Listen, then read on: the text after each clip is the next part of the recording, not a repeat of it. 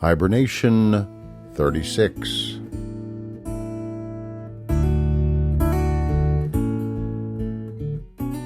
Grizzly's Growls presents Stories from the Hiber-Nation. Monarch, the Big Bear of Tallac, by Ernest Thompson Seton, as read by David Grizzly Smith.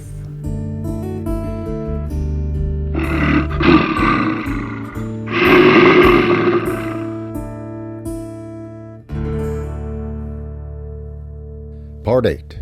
Roaring in the Canyon. Well, Pedro knew that big bear was coming, for the 50 sheep in the little canyon were not more than an appetizer for such a creature. He loaded his gun carefully as a matter of habit and went upstairs to bed.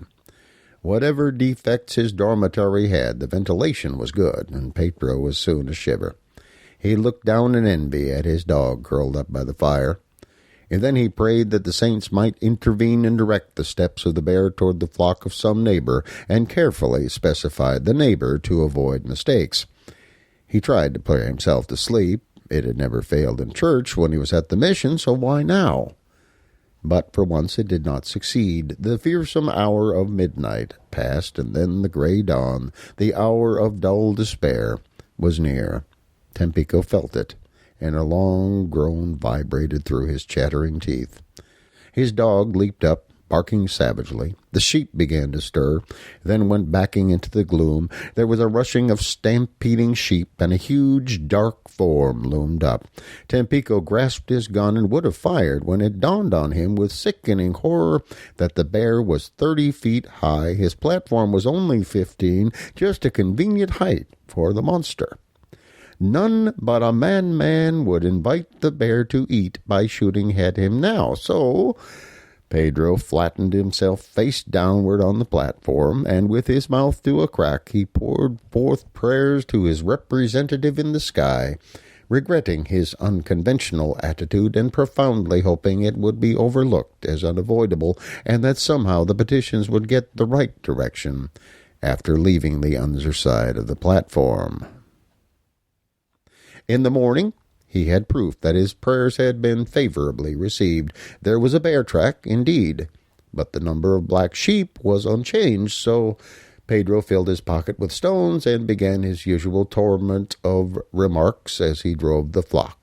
"Ya, Capitan, you jailote," as the dog paused to drink. "Bring back those ill-descended sons of perdition." And a stone gave force to the order, which the dog promptly obeyed. Hoovering about the great host of grumbling, hoofy locusts, he kept them together and on the move, while Pedro played the part of a big, noisy, and troublesome second. As they journeyed through the open country, the sheepherder's eye fell on a human figure, a man sitting on a rock above them to the left. Pedro gazed inquiringly. The man saluted and beckoned. This meant friend. Had he motioned him to pass on, it might have meant, "Keep away or I shoot." Pedro walked toward him a little way and sat down. The man came forward. It was Lan Kellyan, the hunter. Each was glad of a chance to talk with a human and get the news. The latest concerning the price of wool, the bull and bear fiasco, and above all, the monster bear that had killed Tampico's sheep, afforded topics of talk. "Ah, a bear devil, the hell brute, a gringo bear, pardon my amigo, I mean the very terror." As the sheepherder enlarged on the marvelous cunning of the bear that had a private sheep corral of his own, and the size of the monster, 40 or 50 feet high now, for such bears are of rapid and continuous growth, Kellyan's eye twinkled, and he said, "Say, Pedro, I believe you once lived pretty high in the Hacienda, didn't you?" This does not mean that that is a country of great bears, but was an allusion to the popular belief that anyone who tastes a single drop of the Hacienda River can never afterward tell the truth. Some scientists have looked into the matter, aver that this wonderful property is common to the Rio Grande as well as the Hacienda, and indeed all the rivers of Mexico, as well as their branches and the springs, wells, ponds, lakes, and irrigation dishes. However that may be, The Hassayampa is the best known stream of this remarkable peculiarity. The higher one goes, the greater its potency, and Pedro was from the headwaters. But he protested by all the saints that his story was true.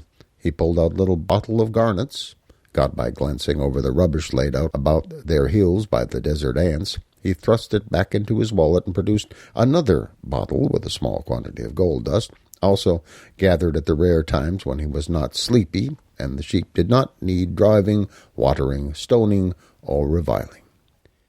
Here, I bet that it is so. Gold is a loud talker. Killian paused. Well, I can't cover your bet, Pedro, but I'll kill your bear for what's in the bottle.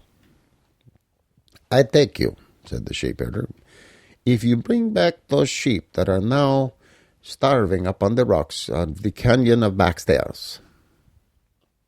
The Mexican's eyes twinkled as the white man closed on the offer. The gold in the bottle, $10 or $15, was a trifle, and yet enough to send the hunter on the quest, enough to lure him into the enterprise, and that was all that was needed. Pedro knew his man. Get him going, and profit would count for nothing. Having put his hand to the plow, Land Killian would finish the furrow at any cost. He was incapable of turning back. And again he took up the trail of Grizzly Jack, his one-time pard, now grown beyond his ken. The hunter went straight to Baxter's Canyon and found the sheep high perched upon the rocks. By the entrance he found the remains of 2 of them recently devoured, and about them the tracks of a medium-sized bear. He saw nothing of the pathway, the dead line, made by the grizzly to keep the sheep prisoners till he should need them. But the sheep were standing in stupid terror on various high places, apparently willing to starve rather than come down. Land dragged one down. At once it climbed up again. He now realized the situation, so made a small pen of chaparral outside the canyon, and dragging the dull creatures down one at a time, he carried them, except one, out of the prison of death and into the pen. Next he made a hasty fence across the canyon's mouth. Turning the sheep out of the pen, he drove them by slow stages toward the rest of the flock. Only 6 or 7 miles across country, but it was late night when Lan arrived. Tampico gladly turned over half the promised dust. That night they camped together, and of course no bear appeared. Well, in the morning, Lan went back to the canyon and found, as expected, that the bear had returned and killed the remaining sheep. The hunter piled the rest of the carcasses in an open place, lightly sprinkled the grizzly's trail with some very dry brush. Then, making a platform some 15 feet from the ground in a tree, he rolled up his blanket there and slept. An old bear will rarely visit a place 3 nights in succession. A cunning bear will avoid a trail that has been changed overnight. A skillful bear goes in absolute silence. But Jack was neither old, cunning, nor skillful. He came for the 4th time to the Canyon of the Sheep. He followed his old trail straight to the delicious mutton bones. He found the human trail, but there was something about it that rather attracted him. He strode along the dry boughs. Crack went one, crack, crack, and went another, and Killian rose on the platform and strained his eyes in the gloom till a dark form moved into the opening by the bones of the sheep. The hunter's rifle cracked. The bear snorted, wheeled into the bushes, and crashing away was gone.